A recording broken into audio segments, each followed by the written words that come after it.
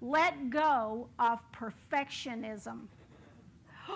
Oh, we're groaning right here in the front. Oh, ask me anything but that. But I'm telling you, perfectionism is a killer. It is a killer. It can drive you crazy, and it can also backfire on you. I used to have a friend who lived in another town who was perfect. You know, we know people like this, right? She looked perfect. Her hair was perfect, even on a day like this.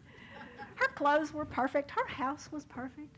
Her kids were perfect. Her husband was perfect. Just ask her. He's perfect. So one Sunday morning, they had gone to church, and her two sons and her husband were sitting on the row with them.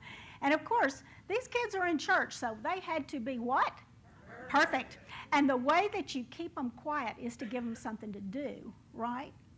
So during the service, the youngest son began to get a little bit bored. And so he went, "Mom, hey, Mom." And she'd say, "Shh, be quiet." "Mom, hey, psst, give me a pencil." She said, "Okay, just a minute." So she passes her purse over and she says, "Just find it." So he starts digging through her purse. Some of you are already ahead of me, aren't you? And the next thing she knows, he has pulled out a tampon. And he is pretending that it is a little rocket.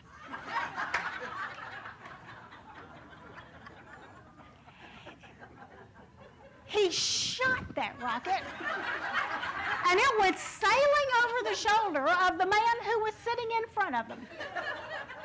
And so my perfectionist friend did anything that a perfect person would do. She turned around and she said, "Where did that come from?" You gotta let go of perfectionism. It can drive you crazy.